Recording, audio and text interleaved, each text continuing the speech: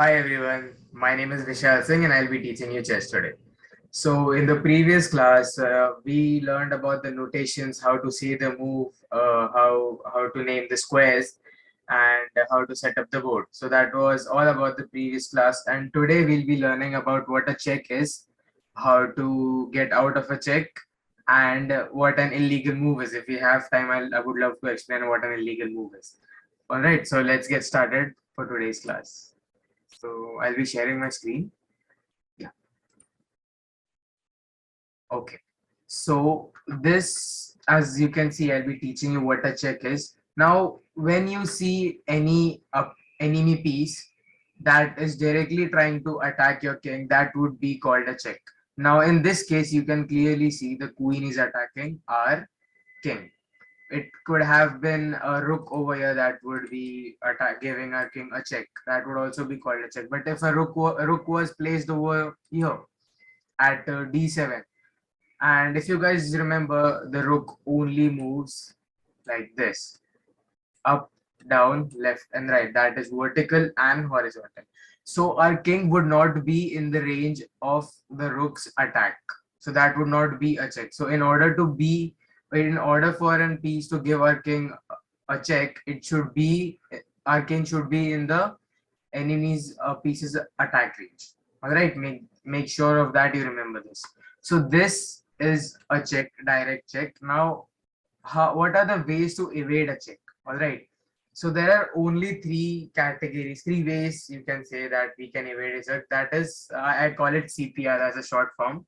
I repeat it: C, P, and R. So C stands for capturing. Capturing means you directly capture the piece that is attacking your king. So suppose if this queen is giving my king a check, and if I have my suppose my knight over here. All right, you remember how a knight moves in a L shape. So I directly capture the queen. So if the queen is not there anymore, it cannot possibly give my king a check. So that is how capturing works. Now P stands for protection. Protection meaning if this queen is giving my king a check, and if I have suppose my rook over here, I'll bring my rook in front of my king, blocking the way of the queen. So that is how I protect my king. So that is called protection. The last one being R. R stands for running. All right. So in this case, R would be the perfect move because I don't have any piece lying around to save my king. Neither can I capture the queen. So in this case, the best move would be to run away. So CPR basically is capture, protection, and running away. So in this case, running away would be a best move. You can run to any of these four boxes, but not over here. You know why not at E2? Because the queen is occupying the whole E file right now.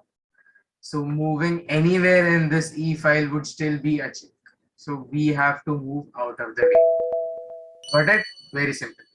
Now, if you see in the second case, again, always see where the attack range of your opponent's piece is and move out of the way of this opponent's range.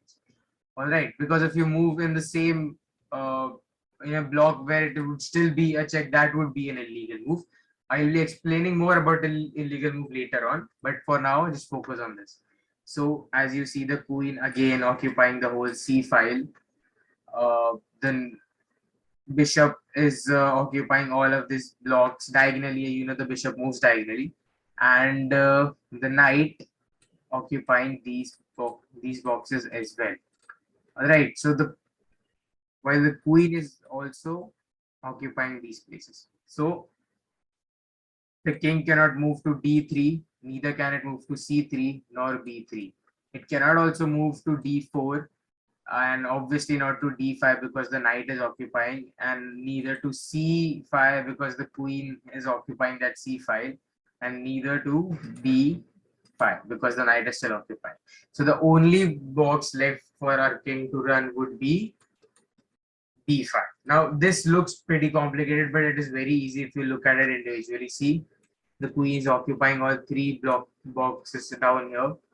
The bishop is occupying this, and the knight occupying these boxes. So the only option left for us to run away is king to b5. Simple. Now, the previous two examples I showed you was about running away. Now, if you look over here, our king has no place to go. Now, all of this, just a second, all of this is under our enemy's territory. These, all the G file and the H file, you cannot move to any place. The king is completely blocked, and it would have been a checkmate if our rook was not here to protect our king. So this is when protection comes in. The P, which I told you stands for protection, is this. So in this case, even if you move your king to G3 or G4 or H4, it would still be a check, wouldn't matter anyway. So the best you can do is protect your king using your rook, which would be rook to h4. By the way, in the previous one, if your rook wasn't here to save your king, it would have been a checkmate. Now, when you get a check, always look for CPR. I told you capture, protect, or run away. If you can do neither of them and your king is still in check, that is a checkmate. That is basically what a checkmate is. If you cannot do any three of the ways to get evade a check I told you, and your king is in a direct check at the moment, that would be a check. So this is protection. Let's move on to the next one. Now this one would be, wait a second, pause the video, think what it can be, and then play the video, and I'll explain it. All right. So now you see the, as I told you, the knight moves in L shape, always remember. So these two boxes have been occupied by the knight. So the king cannot move to A1 and A3 while the bishop is occupying the whole, this whole diagonally, all the boxes over here. So our king cannot move to B3, A3 and A1. So the king has no place to run away. Moving the rook would do no good. Moving this bishop, because this is a black bishop, would do no good either. You can capture this knight, but the check is not coming from the knight, so that would not solve the problem. So the best thing we can do, the check is coming from the bishop, so we cannot run away, we cannot protect, because moving the bishop over here would not protect our king, neither would moving the rook would protect our king. So the only option left for us to do is capture the piece that is directly giving our king a check. So our knight over here can directly capture the bishop. So this is when capturing comes into the role. All right. So this is how you save your king. Now, again, think your king is directly under the check only because of the knight, because knight is the only piece that can jump over the pieces. Remember, I told you this in the first class. So the queen has no threat. Okay, the queen is giving our king no threat because it is blocked by the pawn. Neither is the bishop giving any threat to our king because the pawn is blocking the way. Rook as well, no good. The only thing that is causing the problem over here is the enemy knight. So we can also capture the knight using our pawn, but why would we not do that? Because if we moved our pawn away, that would be a direct check from the queen. Then it will be a illegal move. So the best way to to kill the knight would be to capture the knight using our own knight. All right. Now again, this is a very unique one. Now think of the places that the king can move. Okay, it cannot move over here. It cannot move over here because of the queen, obviously. So it cannot even move here because of the knight. Again, the check is coming from the knight, not from the queen. Now you can again kill the knight using your pawn, but why would you not do that? Pause the video for a second and then come back. The reason would be because it would again be an illegal move. You cannot put your king into check yourself. You cannot put your king into check yourself. That would be an illegal move again.